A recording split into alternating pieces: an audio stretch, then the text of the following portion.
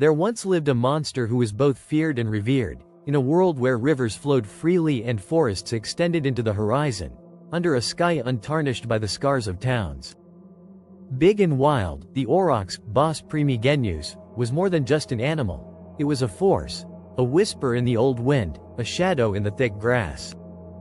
It was a creature whose very breath bore the weight of time itself, the live pulse of an unconquered universe. Its body served as a testament to its strength, a creation shaped by survival and refined by the hardships of an unruly planet. The Aurochs was the epitome of power, standing almost 7 feet tall at the shoulder and covered in its kind's dense black fur. While the ladies and calves wore shades of fire-burned russet, the males wore a deep, night-dark coat with a faint stripe on the back. And the horns, which were enormous, arching crescents that twisted toward the sky like ivory twin swords, spoke of conflicts waged and power gained. They were creatures of untamed elegance and endurance from a time before chains and barriers. Their hooves dug deep into the soft dirt, creating trails that would outlive them as their herds trudged over long-forgotten landscapes. From the frigid woodlands of the north to the sun-warmed plains of Spain, the forests and meadows were theirs. They moved freely, unhindered by boundaries or the encroaching human hand. They thundered through valleys where the wind carried the smell of earth and rain, and they drank from rivers older than memory. They were the custodians of the wild, the defenders of an era when nature was in charge and humanity was only a guest in its great embrace. However, guests are not always guests.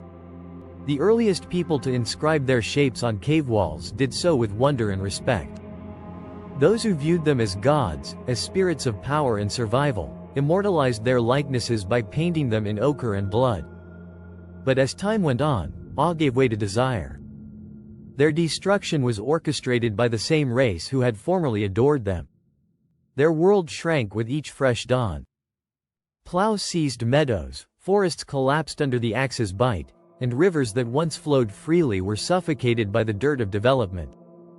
Once roaming in their hundreds, the Aurochs now wandered in desperate handfuls, forced to the boundaries of a land that was no longer theirs. Additionally, they were hunted for fun rather than for survival. For dominion, not necessity. Their bodies served as simply emblems of conquering, their horns as prizes, and their skins as decorations. There was only a slow, agonizing erosion and a steady disappearance until there was nothing left except a whisper in the wind. There was no big struggle or one moment of disaster. They were reduced to ghosts of their former selves by the 16th century. They were protected by kings and nobles, but it was too late. In 1627, a lone cow, the last of its type, roamed the quiet woods of Jaktorow, Poland. She had no calf to continue her family line and no mate to call upon. The universe did not cease when she fell. She was the last ember of a fire that had burnt for 2 million years. It didn't weep. It just went on, leaving nothing but stillness in its wake. However, not everything is destroyed by extinction. Some losses do not go away. There are shadows that will not go away. Their tale endures. Woven into the very fabric of history, born in the whispers of the wind through the forests they once called home. Even though their hooves and horns no longer tremble the ground and the sky, respectively. The veins of contemporary cattle still contain remnants of their blood. Something of them remains in the robust highland cattle that withstand the savage storms of the north, in the Spanish fighting bulls that still have remnants of their wild nature. However, a piece is not a whole. A voice is not a whisper. The beast itself does not exist in a shadow. The world now talks about bringing them back. By following the strands of their extinct ancestry, scientists attempt to revive them and reconstruct what we have destroyed.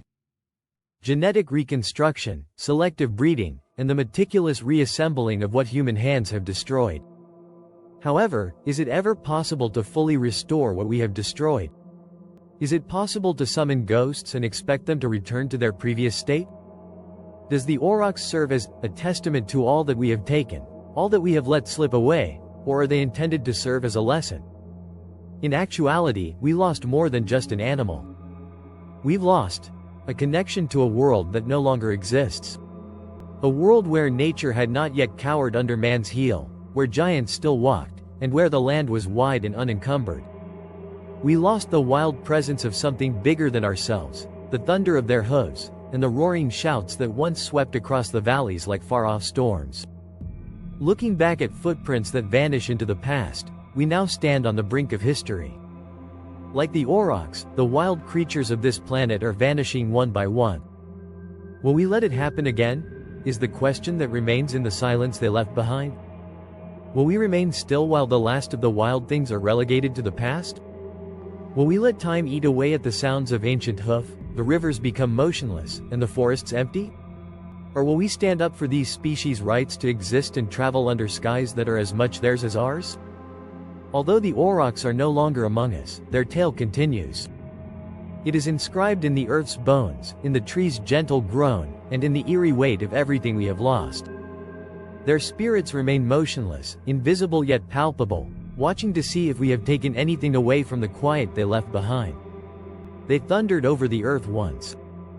And now there are just echoes. Thanks for watching. Please like, share and subscribe for more interesting videos.